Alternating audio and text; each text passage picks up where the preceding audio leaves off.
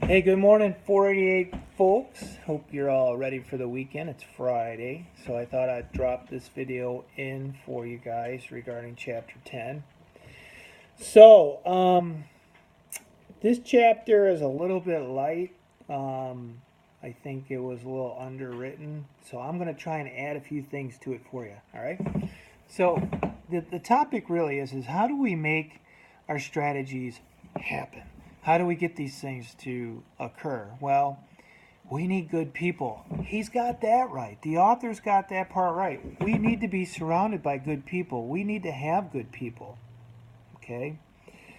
Now, going beyond that, he's about 8 to 10 years behind. All right? So let me try to bring it up to where he really should be. So, back in the day, back in my day, back in the day, we started with MBO programs, management by objective programs, where we would set goals and objectives for employees, measure them, and then we would give them advice on how to help them achieve their goals and objectives. So that was really earth-shattering in the 80s and 90s in terms of a new management process and organizational behavior process that would actually occur and be useful, okay? Well, a lot has changed since then, okay? And we've learned a lot, and there's a lot more to employ to get our employees where we want them to be in terms of satisfaction, productivity, achievements, etc. So, where do we start? Well, the first place we start is hiring the right people. We have all kinds of different software programs, psychoanalytics, different types of inventory systems to try and make sure we've got the right people doing the right jobs, measuring KSAs, measuring personality types, measuring attitudes, and further measuring motivation. All right? And they're pretty good. They're not bulletproof because people are really smart. They can fool them, okay? Or people just change. Nothing is static. So what we measure may well be history, okay? So telling the future is only as good as maybe what could possibly be, all right? So we hire people, we bring them in, and we begin to train them. Now, the biggest part of a good company is their training and their coaching programs. I'm going to use the word coach in place of manage, okay? Manage kind of has gone out as a vocabulary term in a lot of companies now because we don't want to just manage people. We want to coach them. We want to make them better. We want to get them to that next level, okay? And you can't just do it with reward systems, positive or negative, okay? You have to train and you have to coach, and that's a struggle. I'm trying to help train and coach you on how to do things like executive summaries, market analysis, financial analysis, etc., right?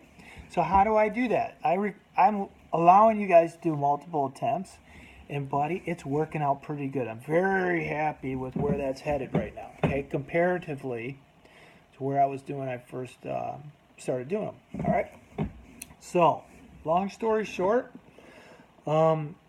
this is a process of building great people, of helping people become the best they can be. And managing them doesn't do that. Coaching them and mentoring them does do that. Okay? So that's the process here. That's the process that we're taking. All right? Now, there's a couple of different ways we can assess employees and understand how employees are doing in our organization. One of them's through evaluation and assessment. The other is through different programs like 360 evaluation and assessment. The 360 evaluation for personnel evaluation is phenomenal. Why? Because it tells the employee what people think about them. Everybody that they work with. It gives them a broader perspective of what people are saying, thinking, and encountering when they work with that employee, which is phenomenal. Now, What we do with that information is critical. We can take that information and we can just store it, or we can act on it and coach. So the bigger piece of that is how you take that information and how you coach the employee to become better. You don't just look at them and say, so and so said this about you. That's not good. All right? That's not necessarily part of the conversation. The conversation is, hey, you look really good here in these situations. Your wheelhouse is here. You're phenomenal here. Here, you're getting beat up a little bit, and maybe we should take a look at how we can improve that. Okay? So that happens through a variety of different ways, and it can be absolutely rewarding and a growth opportunity for the employee. If it's done wrong, it can be deflating and really crush the employee. So it has to be done right. The tenure process here at Fair State is very much like that. My evaluation piece for 360 is you, all right? So what you say and how you feel about my class and how you feel about my teaching approach directly affects what I'm going to do next, okay? So it's very important that I listen to you, and that's why I put the questions out there about the quick buttons that allowed you to, the quick links that allowed you to access stuff. So it's very critical that you take feedback and you learn how to coach employees with it and build on it, okay? Now, further in this discussion becomes, how do we set our employees up? How do we layer them in terms of strategically rank them? Okay? Matrix, hybrid, divisional, all that. I could spend an entire semester going through the science of that, but you know what? You guys have learned that already. So I've already put you through that. You understand what's important about proper structuring, right? Centralized versus decentralized. So you guys get it. What are we looking at that works the best? Matrix appears to be, hybrid matrix and matrix appears to be one of the better ways to do it. So what you take from this is, hey, using one only can confine you and pigeonhole you into one set of outcomes, and it may not be the best thing for your organization. Trying to put the organization into a, we'll call it liquid state that's malleable and can be shifted and has agility, best way to do it, okay? Takes a little bit of work, takes a lot of upfront planning, like you all have said in the discussion boards. You guys are right on. Upfront planning, working together, working to develop a common theme on it, and buy-in works, okay? So that's the crux of it.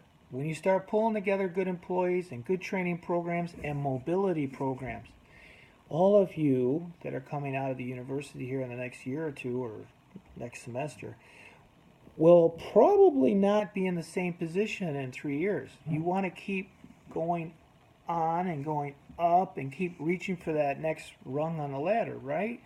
I have to have an organization that has a mobility program so I can keep you moving along to develop you as a manager.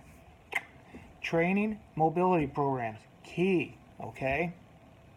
Hope this helps out a little bit. Hope it shores up some of the losses here in this chapter here. Lots of really good stuff happening out there. Unfortunately, textbooks are always anywhere from 3 to 10 years behind. It's just the way it is.